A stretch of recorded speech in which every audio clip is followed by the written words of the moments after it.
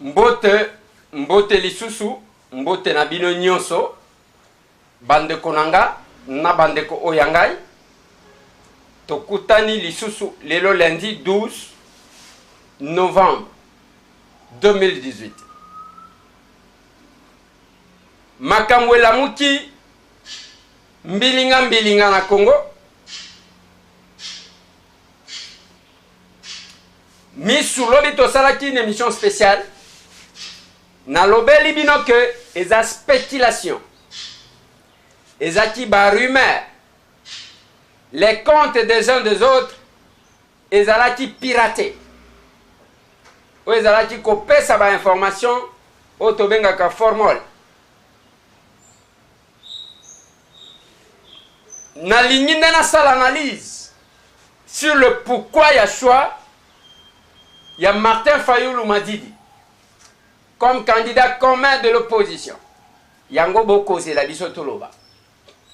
Botia mutie manase na kopé sabino quelques analyses. Boti kananu to compatir na bande konabiso oyo bakufa kilobi na kati ya ngunduka na nzela ya Kindu. Ba image wana bokomona ezali ba image ezwami na nzela wana. Biloko wana bomoni ba finiki babashi. Ezaba masangu bandeko bakataka na maboko na sima kokata na maboko moyen ya kuevacuer yango ezate. Image wana kozwangwe pa batu misusu te, ezaba image na biso. Grâce à une correspondance que nous avons là-bas. Batu pas seulement que bakonyo kwa mapona kokata bilanga. Mais bosi bokati bilanga ndenge ya kokende koteka masango angwe zate eko pola ndenge boko mona ngoa. Mukulu ebanite oyo kozwam. Mais comme conséquence tangu masangu oyo ba produisaka ko produire siko na lingala oyo zalaka oyo simple present oyo ezalo ko l'habitude oyo ba produisaka ba classe taleta ya ba classe ya bana tala na basali hozo kuta mwana moko bana mibale bana bazate c'est vide. Mais awa na Kinshasa komikumisa waneza na territoire ya Kabongo na village o babengi Kime otokola Kisabino côté de Raima et Salemi ya Ngunduka eza no loin ya wana eza na kati nzela moko wana train o babengi Kambelembele 38 il y a eu plus de 30 morts ba mususu bakolukaka bango na seti sikoyo. C'est important que je souligne, bande kolanga. Mais awa biso tokolo waka tout va bien. Nous allons les gagner. Tokena Mbushimai, to gagner bango. Batu bamoni ndenge bayambi biso. Bozali ko appauvrir batu. Pour que batu balandaka au moins moi eloko akolia. Mena lobaka na ba congolais. Ko kanganzala 2 jours, 3 jours. Pona ko bongisa kolia mikolo nyonso. Eza malabu. Bandeko oyo ba client ya JFM service bar 22 ba repoussango ba kokende le 17 novembre pona kozwa biloko oyo kokoma avant le 23 décembre. Bo ba o bazana ba colis bo pesa déjà ba colis rapide parce que kala mingi te le 17 ba kokanga bar 22 bar 21 zana nzela ba fret aérien na JFM service. Ezo salemaka déjà sans problème. Eza pona makambo oyo talibino. Pona ko déplacer. Mais ko senga pe bobenga na ba numéro wana ba kotiela kabino. Pona ko tia ba colis na bino. Et que comme à Kinshasa en toute sécurité. Mais oh fret aérien elongwa ka Kinshasa kendaka poto. Ba misili, bandunda, bangai banini, okotinda. Elongwa kape kuna, eyaka boy. Etalika kayomoko. bote na bande kolanga tout bazana diaspora na lingina ça l'analyse sur le pourquoi il y a choix il y a Fayoulou. Avant il y a koloba sur le pourquoi je vais essayer de décrire Fayoulou. Martin Fayoulou a 62 ans. Atanga kela sinaye ndenge batu nyonso batanga. Na sima ke kotanga na poto alongo kuna ke kotanga na États-Unis d'Amérique. Aye kokota makambu ya pétrole. Matiti na échelon ya suka. Martin Fayoulou a participé à la conférence nationale souveraine. Azalaki kaka côté à force et à changement contre la dictature. Martin Fayoulou eza moko ya ba leader biso tozalaka na ye sur terrain. Na ba front nyonso tout. Tozalaka na Fayoulou. Moi je me rappelle autant de fois ba beta biso ba gaz boyabu portant ngana ye.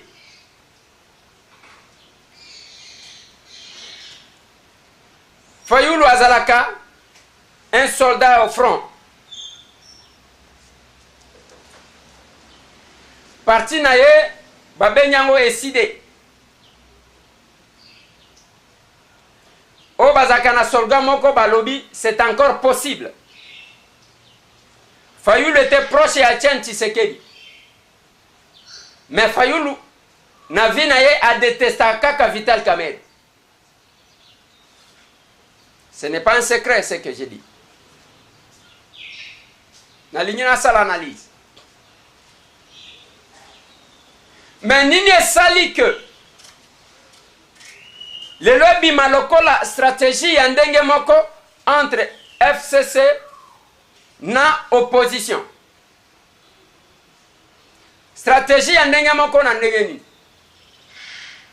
Côté ya FCC, s'il y a un nom qui n'a jamais été cité pour Nakobima, comme Dauphin Zalaki, Kombo ya Ramazani Shadari.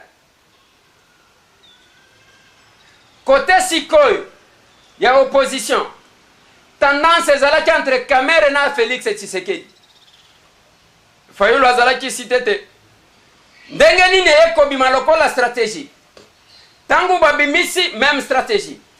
Tangu babimisi Ramazani Shadari, na opposition babenje ndakala. Awa tangu babimisi Martin Fayoulou, bato FCC babenje Kurdan. Je vous amène à une réflexion maintenant. Tolobaka quelques minutes d'information, d'actualité, de réflexion. Il y avait Félix Tshisekedi, Maboko Pembe. Il y avait Vital Kamerhe, les pacificateurs.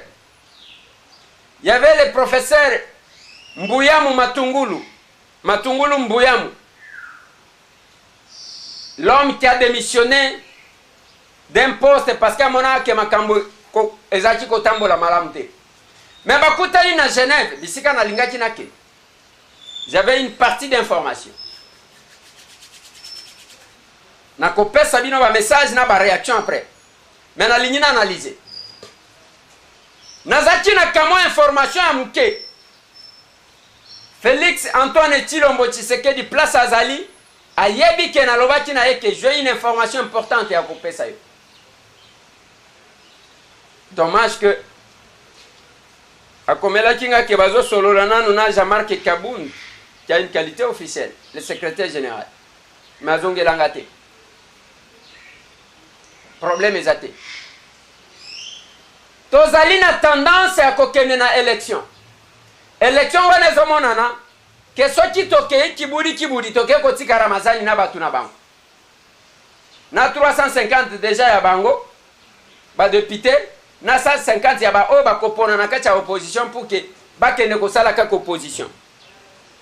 Soki tolobi to boye élection to faciliter bango parce que ba mususu boki déjà réaction ya ba pasteur Théodore ba lobi wana talibisote ba ifoku ba lobi wana talibisote etali bango moko bakokende na élection na bao wana bakoloba nous avions été aux élections avec les opposants, nous les avons gagnés.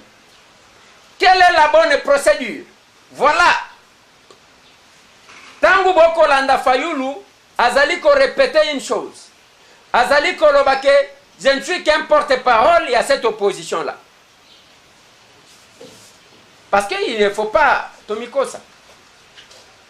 Ce qui est vrai, ce qui est réel. Martin Fayulu a kolobake parti na yez implanté dans toutes les 26 provinces, d'accord. Mais ce qui est vrai, Martin Fayulu a yebani autant na ba province nyonso lokola Félix à travers l'UDPS, bien que Fayulu a koti kozala. Peut-être na ndenga combat que amena pe combat makas. Mais na réalité, Martin Fayulu m'a dit a yebani autant te.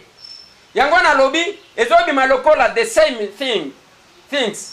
O bazoloba. Biloko ya ndenge moko tangu batie Ramazani balobi nani ayebi Ramazani lelo Ramazani akomi koyeba.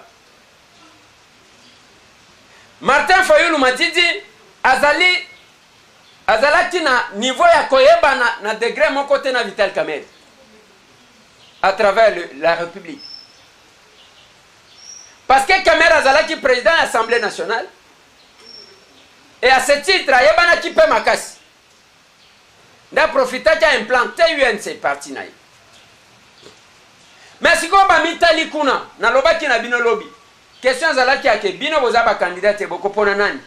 Selon information notre possession sur les 3 décalés ou recalés moko pona Félix ni balé pona Fayulu. Qu'est-ce qui s'est passé? Nazo koma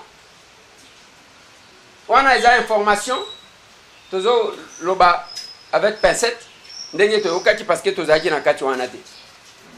Siko bazongeli ba oyo 4 yo soki oza candidat okopona nani oyo soki oza candidat okopona nani oyo soki. Maintenant la mission confiée à Martin Fayulu ezaya kosala de sorte à ce qu'on n'aille pas aux élections avec la machine à voter avec ses fichiers. Parce que vous savez que Fayulu a toujours été radical. Ça c'est clair, Moutoua Koboye il a azaté. Balobi que parmi Batu Oyo, Moutoua à cause de la plus radicale pour Nakoboye Biloko, il faut Fayulu Azalawan. Et Félix s'est vu minorisé parce qu'il y a eu une déclaration en amont. Cette déclaration-là est banni ici par partenaire Nabango. Balobi que Moutoyo, ceux qui sont candidats communs, à Okende, Boye, Kiboudi na élection. Même avec la machine à voter, pour que nous puissions perdre. D'accord, c'est une bonne crainte. Mais là qu'on a Koloba, est-ce que nous avons la possibilité? Il y a que ça là de sorte à ce que tout réaliser rêve en Goana va passer dans Fayulu. Candidat commun, programme commun, est-ce que financement peut causer la commun? Maintenant que la loi ne prévoit pas le retrait, il y a ma candidature à ce niveau. Félix Tshisekedi akotika lawana na machine. Kamera zawana na machine. Fayulu zawana na machine. Matungulu zawana na machine. Est-ce que bakoya na meeting wana bako promettre que bakoya ko présenter Martin Fayulu? Est-ce que la base de l'UDPS va applaudir? Est-ce que la base de l'UNC va applaudir? Tozali komi tuna parce que déjà ba réaction ezali kobi. Na UNC la base tolandi ceux qui président ya Ligue des jeunes alors que toko banda siko ko bundisa Fayulu total nani azana bato. Bien que ba konzinaye Mayo Mambeki a salué, Jolino Makelele a salué, mais président ya Ligue des jeunes ya UNC alors toko banda ko bundisa Fayulu. Président ya Ligue des jeunes ya UDPS alobito ko bana ko bundisa Fayulu biso to zakuna te tai biso te Augustin Kabuya lobi biso tali biso te. Qu'est-ce qui va se passer? Est-ce que Tokoza la leader mais coupé de notre base? En quoi serons-nous leaders? Et on va donner quel mot d'ordre qui sera exécuté par qui? L'on se demande comment nous allons sortir de la situation.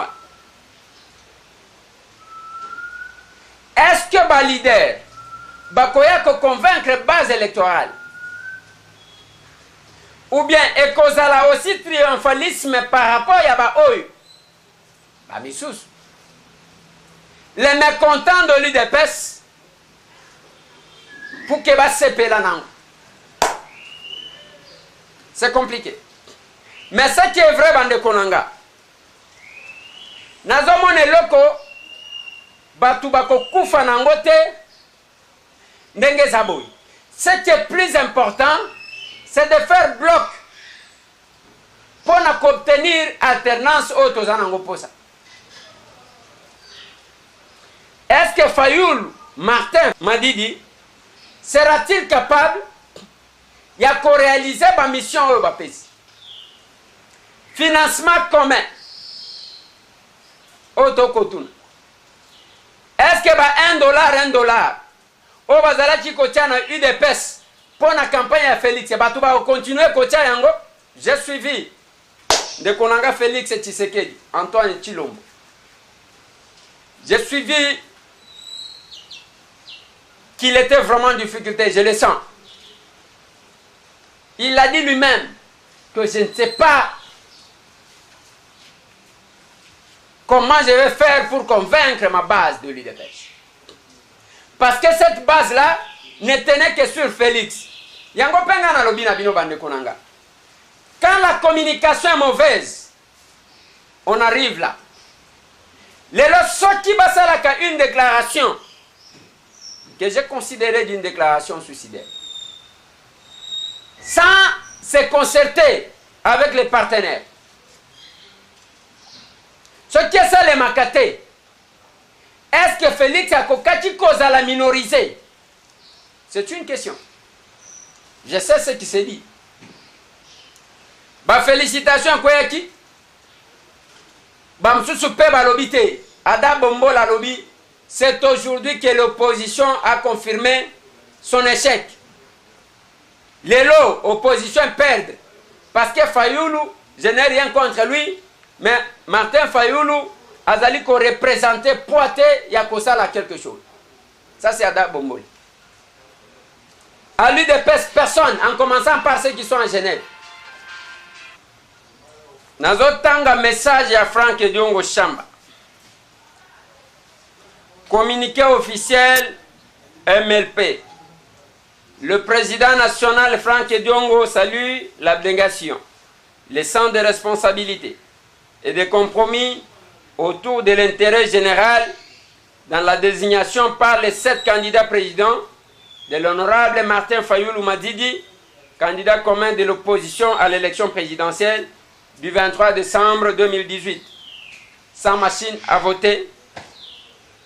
En fait, le mouvement lumumbiste progressiste, MLP en sigle, réitère son option politique courageusement levée, celle d'aller aux élections crédibles, justes, transparentes et sans machine à voter le 23 décembre de cette année. Le MLP promet de s'investir davantage pour l'efficacité et la réussite de l'action de l'opposition telle qu'elles seront menées par le président Martin Fayoulou, candidat commun en synergie avec toute l'opposition congolaise anti-machine à voter, machine à dauphin, machine à dictature. Le MLP rappelle que l'heure est gravissime. L'heure est à l'unité, à l'action et à la responsabilité de tous les leaders et combattants acquis au changement via la résistance démocratique. Seule la lutte libère. Fait à Kinshasa le 11 décembre 2018. Pour l'MLP, Maître Nico Mayengue, le secrétaire général et ministre des doléances du parti. Message, un message, il y a MLP, c'est Franck Diongo Chamba qui salue la désignation de Martin Fayoulou. Est-ce que cette désignation nous unit ou la désignation va nous diviser? C'est compliqué. Mais les dessous des cartes, Bande Konangai, Banjez Amakas. Je pense que dans l'Union Soukisawan, nous sortirons victorieux et la candidature commune n'aura de sens qu'au cas où pour atteindre objectif pour lesquels Batieli Martin Fayulu, c'est-à-dire bloquer le processus électoral avec machine à voter. Ceux qui machine à voter, ceux qui fichier Ezawana, Martin Fayulu a mission, il y a qu'on bloquer, pas que tout dépasser date à le 23, avec les mêmes institutions, avec les mêmes animateurs des institutions, Tokekuna. C'est parmi les missions. C'est un défi. Bon, on a dit que Ezaïlo quoi péter. Il faut que Martin Fayulu, Amibouka, qu'il se casse un morceau pour y arriver. Deuxième élément, au cas où il tenait jusqu'au bout à faire évacuer ça, eh bien que les élections se tiennent de manière démocratique et transparente. Mais la question c'est celle-là. Félix Alongwete, Nakata Machine, candidature Naye Kolongwate, Yakamere Kolongwate. Quelle sera la décision de la base? Et c'est que nous nous posons la question.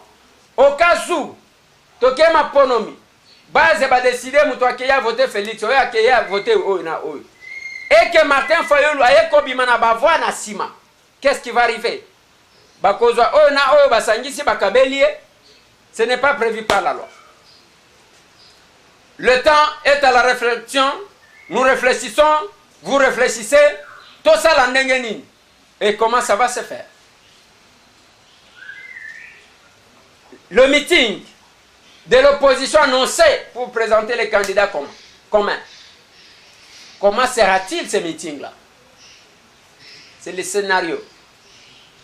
Kalamingi Tebo Kolanda conférence de presse ya Munene, auto animé pour na makambu ya Peter Tchani, pour que topé Sabino ba lumière tout sur ça. Mais oh ezalaki spécial. La fumée est-elle blanche ou la fumée est noire? Si elle est blanche, c'est par rapport à quoi? Si elle est noire, c'est par rapport à quoi? Qui est Fayulu selon vous?